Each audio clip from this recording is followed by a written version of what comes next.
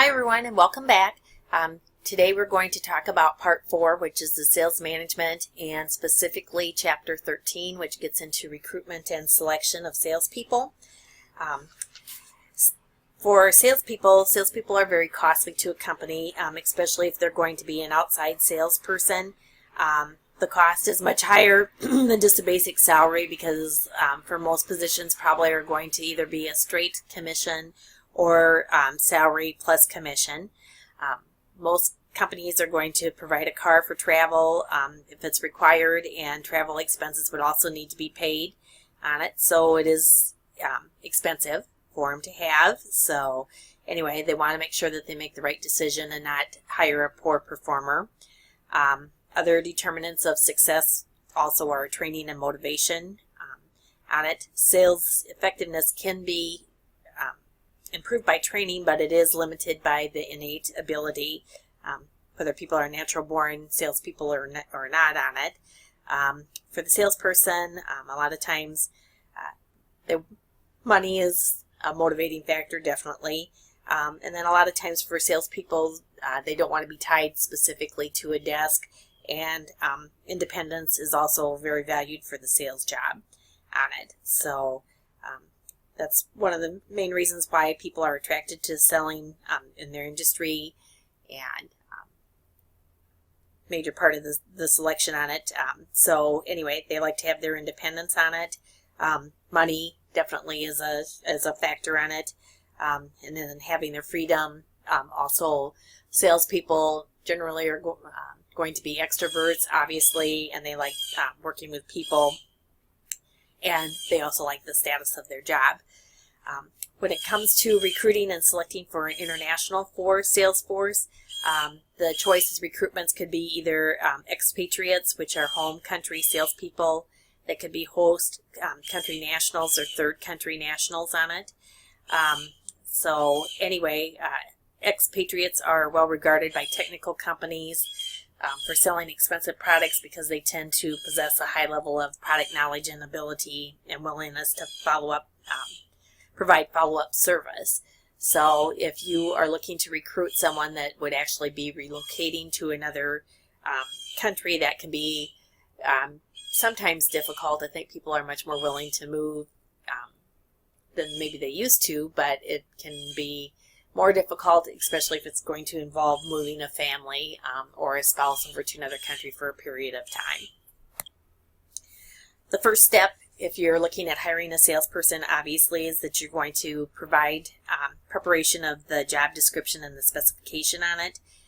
Obviously, the job description is going to cover the following factors: the title of the job on it, the duties and responsibilities of what's going to be expected of new recruits, the selling, after-sales service, information feedback, ranges of products, the markets and types of customers which will be associated, to whom they are going to report to, the technical requirements involved in the job, the degree in which the technical aspects of the products that they're selling need to be understood on it, their location and geographic area needs to be covered, and the degree of autonomy, the degree to which salespeople are able to control their own work programs on it.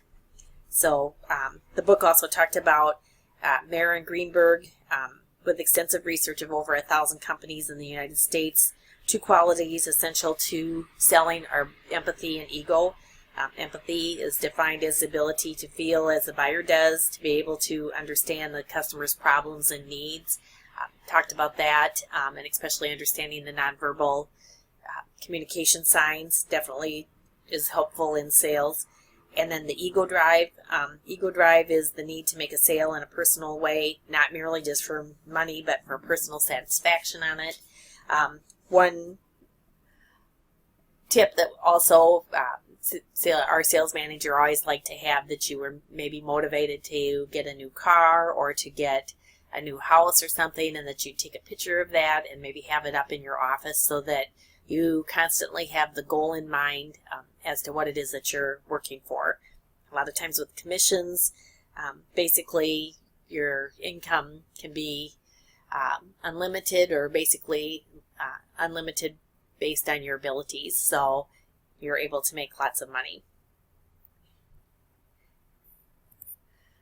Some of the qualities of required of a trainee or a senior sales executive.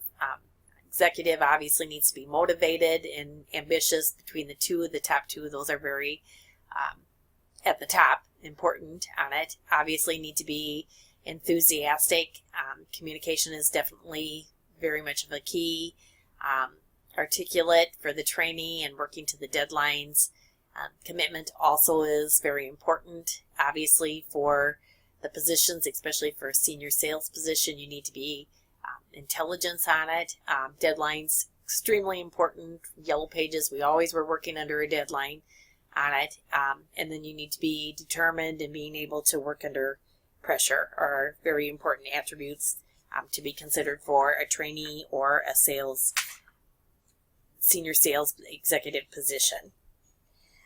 For some of the sources of recruitment and methods of communication, basically, kind of like we've also talked about too, is that the company's own staff, if you can look at someone internally, it's going to save some on training on it. Also, they're going to know more about the company. It's going to be less risky than hiring someone just off the street.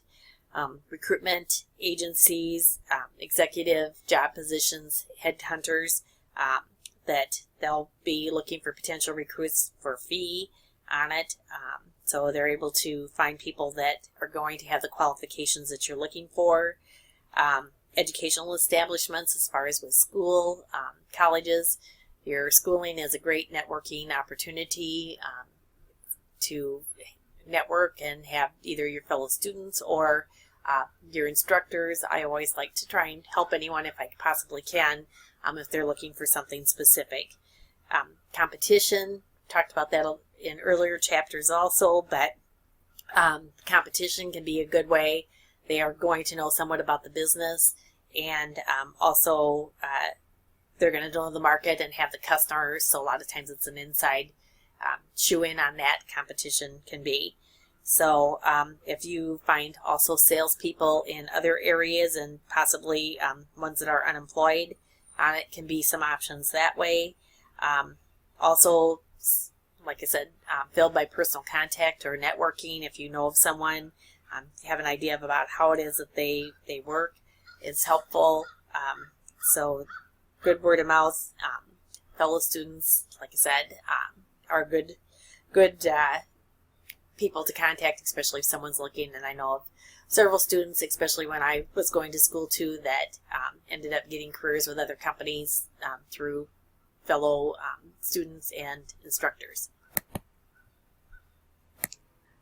Next step would be to design an effective application form.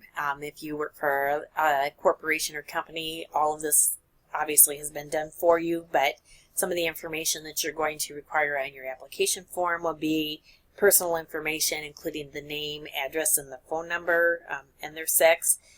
Education, both primary and secondary, if they've had further higher education that they've taken and some of the courses that they've taken, what their qualifications are, if they have any sort of specialized training or apprenticeships, and then if they have any memberships in professional bodies. Sales and marketing executives is a good option. The Sioux Falls Chamber is also very favorable. What their employment history is, the companies that they've worked for, their dates of employment, the positions, some of their duties and the responsibilities that they held, and then if they've had any military service at all. And then also what their outside interests are, sports, hobbies, or if they have any memberships in any societies or clubs on it. And then you'll get into the interview process, which would be the next thing on it. So getting more and more common that at least when you're applying for a job, you're probably going to have at least 2 interviews or possibly 3. A lot of times it can be the sales manager, and then it also could maybe be a human resource manager. I know with Sanford and with Avera, it also starts out with the human resources, and then you would meet with the actual sales manager on it. basically human resources and sales management will make the final choices on it. So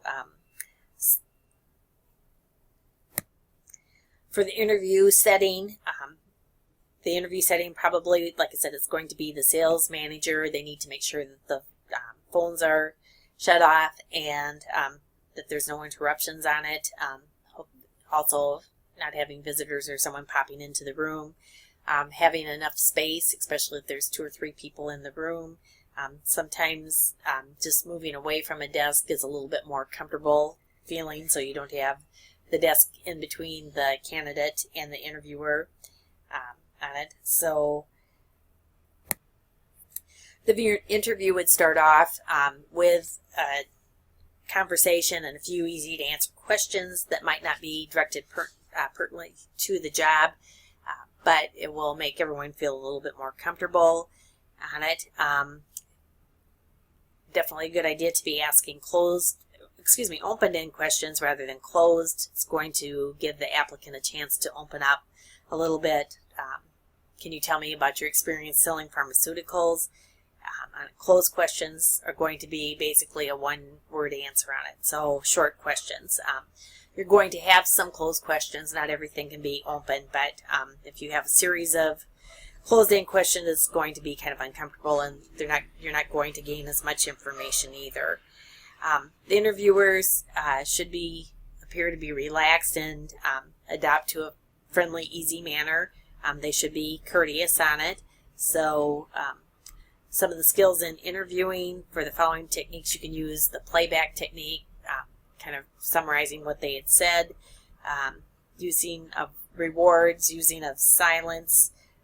Sometimes it's important to have some silence just within the interview on it. Use of probes, where you talk about the time I spent on a sales training course was a waste of time, and then so the interviewer could say, well, why was that, or can you explain a little bit further on it? And then summarizing, you can go over what they had talked about, drawing in the key points on it. Use of neutral questions. You talking about, can you tell me about the sales training you received at your previous employer? So instead of saying something like, I'm sure you've learned a lot from your sales training course, didn't you? So another thing always seems to be questions that are asked is to explain a difficult situation and how it was that you handled it would be something that they'd be looking at. The book also talked about psychological tests. Sometimes those are done. Some of the criticisms on it is a lot of people have figured out psychological tests, and it can be easy to cheat on. The test might maybe measure interest rather than the sales ability, and they've also been used to identify personality traits that might not be associated with sales success. Sometimes that can be actually an unfair assumption on it. And then role playing is obviously an area that's used, especially if you're into sales. I'm sure you're all used to role playing, and in doing our final project also will be a role play situation on it. When I went for my sales interview in Yellow Pages, we actually had to call some psychologists in New York, and it was selling over the phone to them. One of the things, they were obviously difficult customers on it, but one of the keys that they were really looking for is that you did not pick up the brick, that you did not get mad back at the customer. That was one of the key things that they were looking for, and that you tried 2 or 3 different attempts on it to sell a product to them and take their objections before giving up on it. So anyway, it always can be an interesting process. A lot of times not people's most favorite thing to have to go through on interviews, but if anything, there's always an opportunity, and even if you don't get the job, it's a good way to learn in the process. So, and sometimes even just applying for jobs when you're maybe not necessarily looking is handy, just to keep your skills fresh as far as on the interviewing process. So that covers for recruitment and selection for sales, and our next chapter we'll get into would be chapter 14 on motivation and training. Thanks for listening.